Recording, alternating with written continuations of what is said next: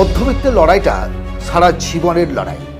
আর এই যে শব্দটা মধ্যবিত্ত, এই শব্দটার মধ্য দিয়েই এমন একটা যন্ত্রণা মেশানো আছে যা আমাদের রক্তস্রোতের মধ্যে পৌঁছায়। সারা জীবন লড়াই করো, সারা জীবন লড়াই, এগিয়ে চলা লড়াই, কম্পিটিশন। সেই স্টুডেন্ট লাইফ থেকে, ছোটবেলা থেকে নিজেকে কম্পেয়ার করেছে আমার বাবা মা অন্যের সঙ্গে, তোমার বাবা মা তাদের অন্যের সঙ্গে। এই কম্পেয়ার করতে করতে, কম্পিটিশন করতে করতে সারা জীবনে এগিয়ে চলছো। দৌড়াও, আরো বেশি দৌড়াও, আরো বেশি রান করো, আর জীবনে সফল হও। সফলের মূল মন্ত্র কি আমরা জানি না, কোথায় পৌঁছাবো জানি না, কি চাই জানি না, কি পেতে পারবো জানি না, কে সাহায্য করবে, কিভাবে করবে কেউ জানে না। কিন্তু একটা লোড, একটা প্রেসার মস্তিষ্কের মধ্যে আমাদের এই সমাজ দিতে থাকে, তোমাকে জিততে হবে, তোমাকে লড়াই করতে হবে এবং তোমাকে এগিয়ে যেতে হবে। এই এগিয়ে চলার পথে, কম্পিটিশনের পথে তিনটে বিষয় মস্তিষ্কের মধ্যে ঘুণ পোকার মতো কুটকুট কুটকুট করে কামড়াতে থাকে। চোখ এবং শরীর বলছে ঘুমিয়ে পড়, আর পারছিস না, ক্লান্ত, পরিশ্রান্ত, 30, 40, 45 বয়স হয়ে গেল, জীবনে কিছু করতে পারছিস না, এবার একটু বিশ্রাম নেই। স্বপ্ন বলছে না, তোকে সামনের দিকে আরো এগিয়ে যেতে হবে, আরো এগিয়ে যেতে হবে, আরো এগিয়ে যেতে হবে। লড়াই থামালে চলবে না, থেমে যাওয়ার অপর নাম মৃত্যু।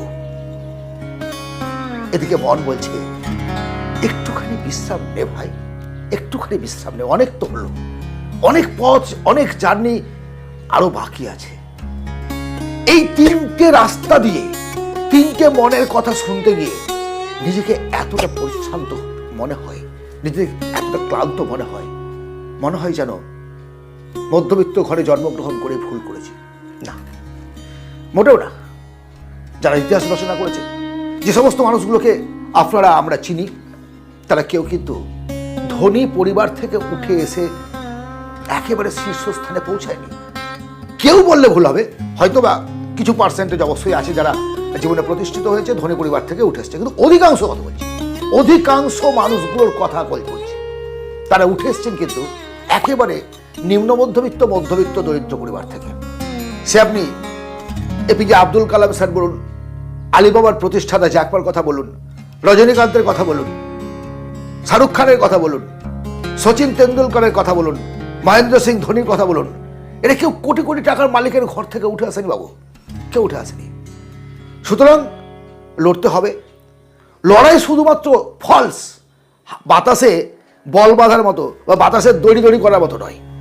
লড়তে হবে অরিজিনাল, শারীরিক, মানসিক এবং বুদ্ধিমত্তার সঙ্গে। লড়াইটা হবে নিজের সঙ্গে নিজের, অন্যের সঙ্গে নয়। অন্যের সঙ্গে কম্পিটিশন করতে গিয়ে নিজেকে ছোট করে ফেলার কোনো রকম মূল্য নেই। আজকের আমি, কালকের আমি, আগামী দিনের আমি, কম্পেয়ার। এবং সেইভাবে নিজেকে তুলে নিয়ে আসা। সর্বপ্রথমে যেটা করতে হবে, আমি কি চাই সেটা যতক্ষণ পর্যন্ত না ক্লিয়ার হচ্ছে, ততক্ষণ পর্যন্ত আপনি জীবনে কিছু করতে পারবেন না। কি চান সেটা ঠিক করুন, কত দিনের মধ্যে চান সেটা ঠিক করুন, কিভাবে পাবেন তখন এবার একটা চিন্তা আসবে যে কারো সাহায্য নিতে হবে, কোথাও ট্রেনিং নিতে হবে, ইনভেস্ট করতে হবে, কি করতে হবে। কিন্তু কি চাই সেটাই বুঝতে পারছি না। মানে অনেকটা স্টেশনে গেলাম, দাদা একটা টিকিট দিন, টিকিট কোথায় যাবেন, আরে দিন না একটা, যে কোনো কি হবে, আর পিএফরা এসে না ঘাড় ধাক্কা দিয়ে লাইন থেকে বার করে দেবে। জীবনের একটা লক্ষ্য থাকতে হয়। বাড়ি থেকেই লাগেজ বা ব্যাগ এন্ড ব্যাগেজ আমরা বেরিয়ে পড়ি, যখন কোথাও যাই আগে থেকে মনস্থির করি, দার্জিলিং যাব, সুইজারল্যান্ড যাব, না দুবাই যাব, না কোথায় যাব, সবকিছু ঠিক করে নেই এবং সেইভাবে আমরা টিকিটটা বুক করি। আমাদের জীবনের লড়াইয়ের ক্ষেত্রেও এমনটা করতে হবে।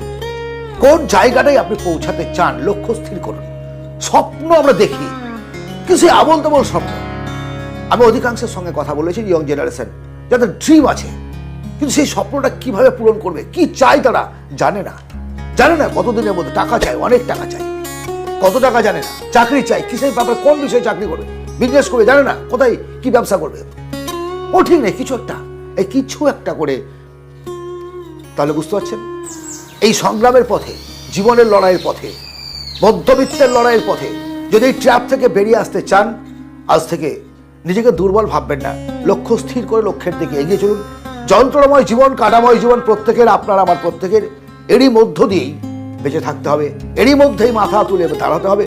সমালোচনা, বিদ্রুপ, ঠাট্টা, তামাশা সমস্ত কিছুকে উপেক্ষা করে নিজেকে প্রকাশ করতে হবে। ভালো থাকবেন, অবশ্যই দেখা হবে অন্য ভিডিওতে। ধন্যবাদ।